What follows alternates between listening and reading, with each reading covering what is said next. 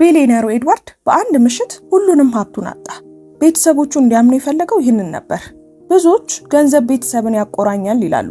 ለኤድዋርድ ግን ሀብቱ ቤተሰቡን እያፈራረሰው እንደሆነ ገባው። እውነተኛ ታማኝነትን ለማግኘት አንድ አማራጭ ብቻ ነበረው፣ ሁሉንም ነገር ማጣት። እናም አደረገው። የከተማ የኤሲ አየር ትንኝ በሚጮህበት የገጠር ሙቀት ተተካ። ባለቤቱ ስቴላ የቅንጦት ሽቷን ብትቀባው የአቧራው ሽታ ፈጽሞ ሊጠፋ አልቻለም። በዚህ አሮጌ ቆርቆሮ ቤት ውስጥ ኤድዋርድ ለሚስቱና ለልጆቹ ያዘጋጀው ትልቅ ወጥመድ በዝምታ ይጠብቃቸዋል። ከሚስቱ ከሴትና ከወንድ ልጆቹ መካከል ይህንን የፍቅርና የታማኝነት ፈተና ማን በድል ይወጣው ይሆን? ዛሬ እውነተኛ ፍቅርን ፍለጋ የተከፈለውን ዋጋ የሚያሳይ ልብ የሚነካ ታሪክ ይዘንላችሁ ቀርበናል። ታሪኩን ከመጀመራችን በፊት ግን ይህንን አስደናቂ ልብ አንጠልጣይ ታሪክ ከየትኛው የዓለም ክፍል ሆናችሁ እንደምትከታተሉት ኮሜንት ላይ ጻፉልን። ቪዲዮንም ላይክ አድርጉት። ለቻናላችን አዲስ ከሆናችሁ ደግሞ ሰብስክራይብ በማድረግ ቤተሰባችንን ተቀላቀሉ። አሁን ወደ ታሪካችን እንለፍ።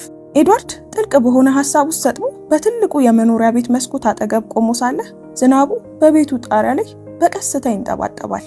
እሱ በሀገሪቱ ውስጥ ካሉ እጅግ ባለጸጋ ሰዎች አንዱ ሲሆን የብዙ ኩባንያዎች፣ መኪኖችና ንብረቶች ባለቤት ነበር። ሚስቱ የምትፈልገው ገንዘብ ሲኖር ብቻ ነበር።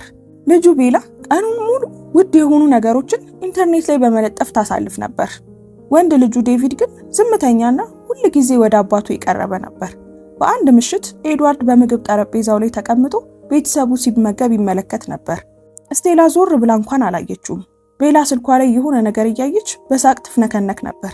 ዴቪድ ብቻ ነበር ያስተዋለውና አባዬ ደህና ነህ ብሎ የጠየቀው። ኤድዋርድ ትንሽ ፈገግ ብሎ ደህና ነኝ ልጄ አለው። ነገር ግን በውስጡ ደህና አልነበረም። የውሸት ፈገግታ ሰልችቶታል። ቤተሰቦቹ የእውነት እንደሚወዱት ወይስ በቅንጦቱ ምክንያት ብቻ አብሮት እንዳሉ ማወቅ ነበረበት። በዚያው ምሽት ሁሉም ሰው ወደ መኝታ ከሄደ በኋላ ኤድዋርድ የግል ረዳቱን ጄምስን ጠራው።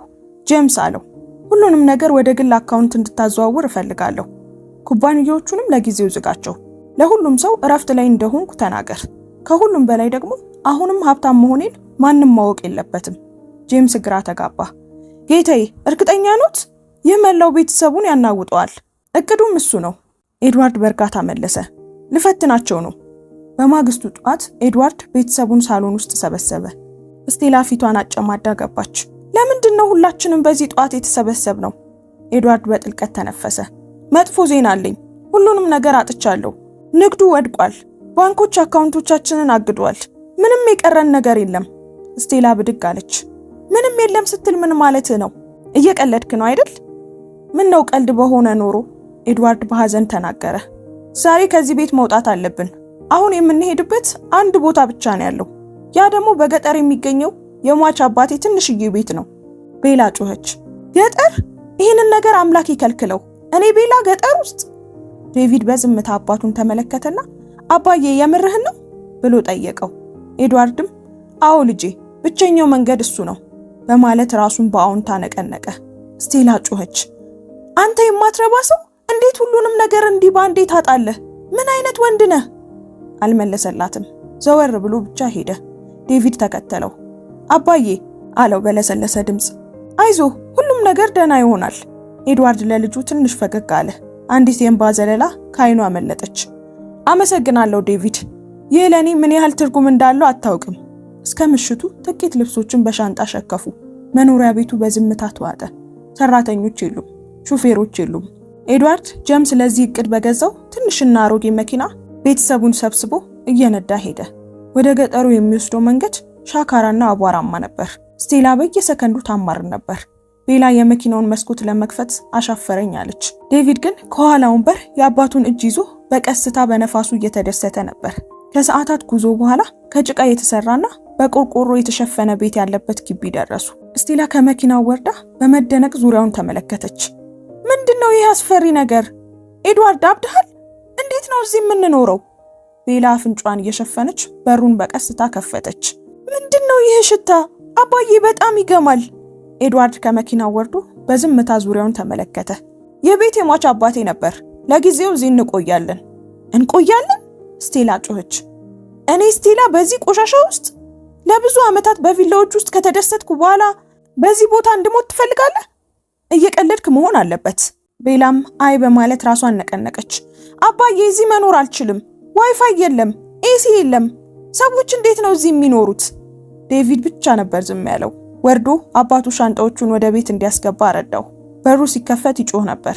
ሳሎን ውስጥ 2 የፕላስቲክ ወንበሮችና አንድ አሮጌ የእንጨት ጠረጴዛ ብቻ ነበሩ። የማዕዘኑ ክፍሎች በሸረሪት ድር ተሸፍነዋል። አየሩም አቧራ ይሸታል። ስቴላ ወደ ውስጥ ለመግባት አሻፈረኝ አለች። ኤድዋርድ፣ አሁኑኑ ወደ ከተማ ብትመልሰኝ ይሻላል። ወደዚህ ከንቱ ነገር ውስጥ በፍጹም አልገባም። ኤድዋርድም ምንም ምርጫ የለንም፣ አሁን ያለን ነገር ይህ ብቻ ነው። ቤላ ድምጿን ከፍ አድርጋ አጉረመረመች። ከፍቅረኛዬ ጋር ብቀር ይሻለኝ ነበር። ዴቪድም ዞሮ አያት። ሁላችንም እኮ አብረን ነን። ከማማረር ይልቅ አባታችንን ለመርዳት እንሞክር እባካችሁ። ስቴላ አይታ ፈጠጠችበት። አንተ ዝም አትልም እንዴ? ሁሉ ጊዜ እኮ መናገር የለብህም። ሁላችንም ከአባት ጋር ለመሰቃየት እዚህ የመጣን ይመስላል። ዴቪድ ባለማመን ራሱን አወዛወዘና አባቱ በቤት ውስጥ ነገሮችን እንዲያስተካክል መርዳቱን ቀጠለ። ኤድዋርድ በትንሹ ፈገግ ብሎ የዴቪድን ትከሻ መታ አደረገው። በዚያው ምሽት ኤድዋርድ ማገዶ በመጠቀም ውሃ ለማፍላት ሞከረ።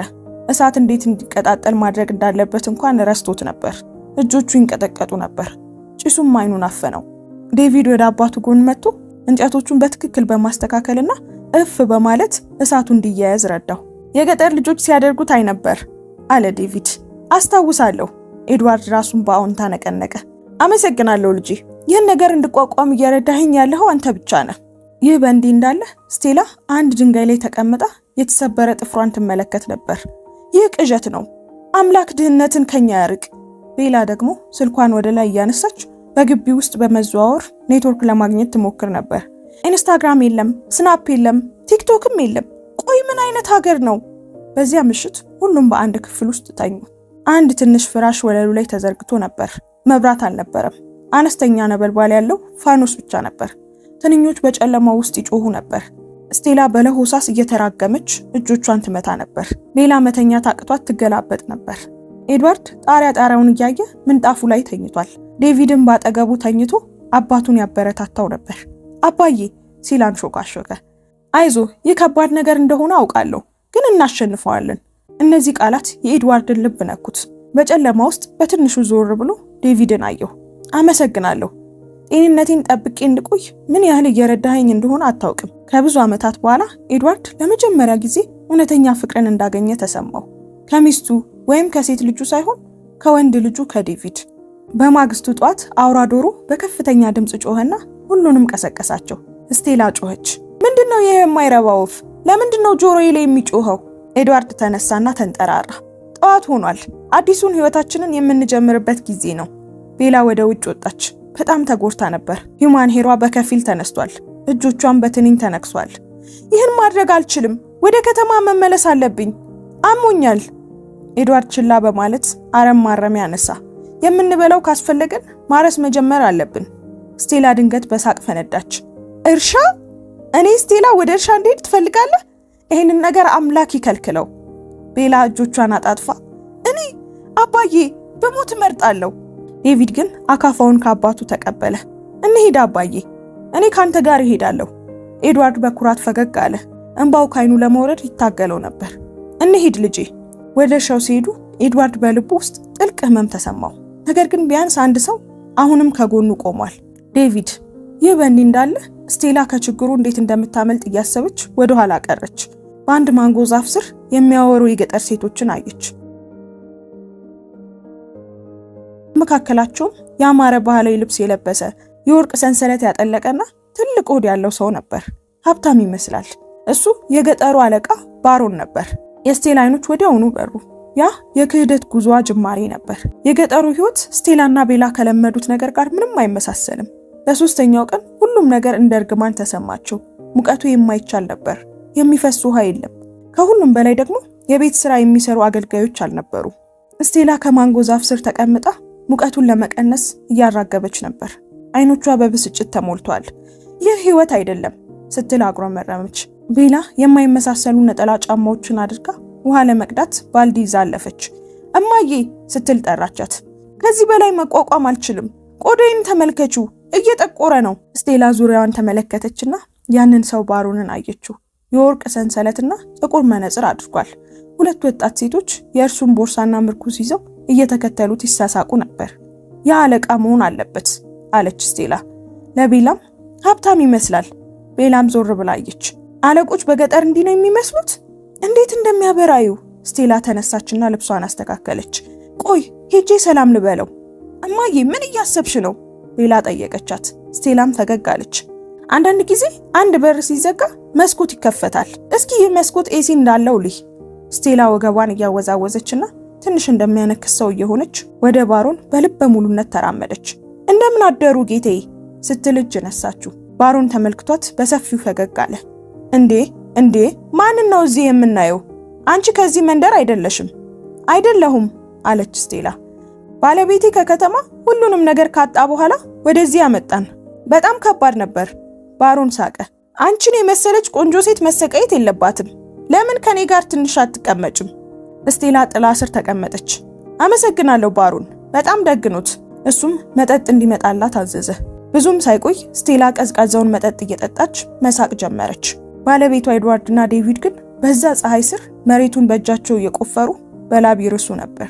እዚያ እርሻው ላይ ኤድዋርድ ወደ ፀሐዩ ቀና ብሎ ግንባሩን ጠረገ። ይህ መሬት በጣም ጠንካራ ነው፣ ግን መቀጠል አለብን። ዴቪድም ራሱን በአዎንታ ነቀነቀ። እዚህ ጋር ካሳቫ እንተክላለን፣ በሌላኛው ወገን ደግሞ በቆሎ። ጎበዝ ልጄ አለ ኤድዋርድ በኩራት። በፍጥነት እየተማርክ ነው። ለሰዓታት ሰርተው ወደ ቤት ተመለሱ። ግቢ ሲደርሱ ስቴላ እዚያው ነበረች። እየሳቀች ነበር። እንግዳ ነገር ሆነባቸው። ከየት ነው የመጣሽው? ኤድዋርድ በድንጋጤ ጠየቃት። እዚሁ አካባቢውን ስዞር ነበር አለች ስቴላ በፍጥነት። ጥቂት የገጠር ሴቶችን አገኘው። ውሃ የምቀዳበትና ልብስ የማጥብበትን ቦታ አሳዩኝ። ኤድዋርድም ቆም ብሎ አያት። ልብስ አጠብሽ? ስቴላ በግዴለሽነት ሳቀች። አይ ሞከርኩኝ። ዴቪድ ግን የእናቱን ጣቶች አየ። የሳሙናም ሆነ የውሃ ምልክት አልነበረባቸውም። ልብሷም የሽቶ እንጂ የማገዶ ጭስ ሽታ አልነበረውም። ግን ምንም አላለም። በዚያው ምሽት ቤላ ከቤት ወጥታ በመንደር ውስጥ ወደሚገኝ መጠጥ ቤት ሄደች። የገጠር ወንዶች ተቀምጠው እየጠጡ ሙዚቃ ይሰሙ ነበር። እሷም ጥግ ላይ ተቀምጣ ስልኳን ትነካካ ነበር። በድንገትም ሚስተር ሚለር የተባለ የ40 ዓመት ያገባ ሰው አያት። ገበያ ውስጥ ትንሽ ሱቅ ነበረው። ወደ እሷ መጥቶ ብቻሽን ለመቀመጥ በጣም ቆንጆ ነሽ አላት። ቤላም ፈገግ አለች። ከዚህ አይደለውም። አዎ ታስታውቂያለሽ ሲል መለሰላት። አንቺን የመሰለች የከተማ ልጅ እዚህ ቦታ ምን ታደርጋለች? ያ የማይረባ አባቴ እንድንሰቃይ ወደዚህ አመጣን። ገንዘቡን ሁሉ እንዳጣ ነገረን። ሚስተር ሚለር ፈገግ አለ። ከፈለግሽ ህይወትሽን ምቹ ላደርግልሽ እችላለሁ። ገንዘብ ሰጥሻለሁ። ቤላም በእውነት ምላሹ ምንድነው አለች። እሱም ሳቀ።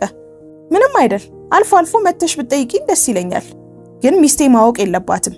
ቤላም እሺ ብላ ወዲያው ተስማማችና ሚስጥራዊ ህይወቷን ጀመረች።